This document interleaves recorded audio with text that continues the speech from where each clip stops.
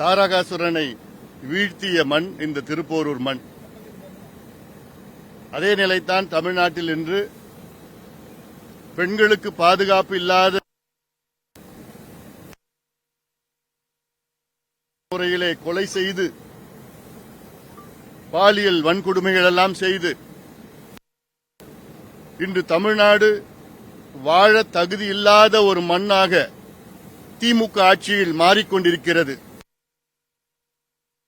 திமுக ஆட்சி தாரகாசுரன் போன்ற எங்களுடைய கூட்டணி முருகப்பெருமாள் ஆசி பெற்று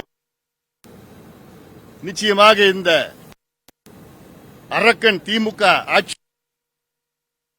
உறுதியாக வீழ்த்துவோம், அகற்றுவோம்,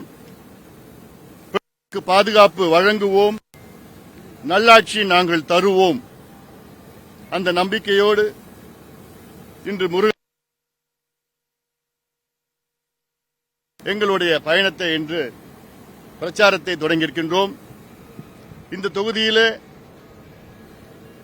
அதிமுக தலைமையிலான தேசிய ஜனநாயக கூட்டணியின் வெற்றி வேட்பாளர் தமிழ்நாட்டுக்கு மட்டுமல்ல இந்தியாவுக்கே தெரிந்த வழக்கறிஞர் பாலு அவர்கள் பாட்டாளி மக்கள் கட்சி சார்பிலே போட்டியிடுகின்றார்கள். மக்கள் உறுதியாக, குறிப்பாக திருப்போரூர் மக்கள் உறுதியாக அவருக்கு மிகப்பெரிய வெற்றி தருவார்கள். எதிரணியில் இருக்கின்ற திமுக கூட்டணி சார்பில் விடுதலை சிறுத்தை சார்ந்த வேட்பாளர் கடந்த தேர்தலில் இந்த தொகுதி மக்கள் விடுதலை சிறுத்தை கட்சி சார்ந்த வேட்பாளரை தேர்வு செய்தார்கள். இந்த தொகுதிக்கு ஒரு துரும்பை கூட கிள்ளி போடவில்லை. அதனால் மக்கள் மிகுந்த கோபத்தில் இருக்கின்றார்கள். அந்த வகையில் வழக்கறிஞர் பாலு அவர்கள் இந்த தொகுதியிலே வெற்றி பெறுவது உறுதியாகிவிட்டது.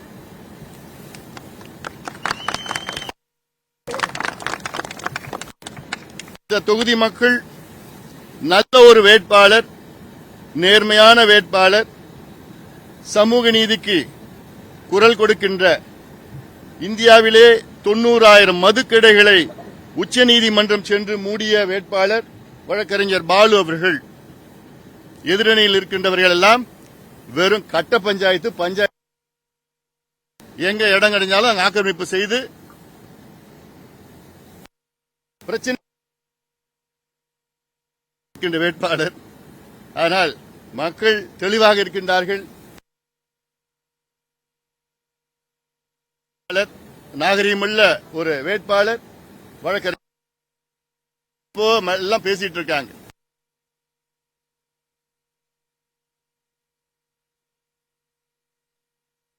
அந்த வகையில் இன்று என்னுடைய பிரச்சாரத்தை தொடங்குவதில் எனக்கு மகிழ்ச்சி.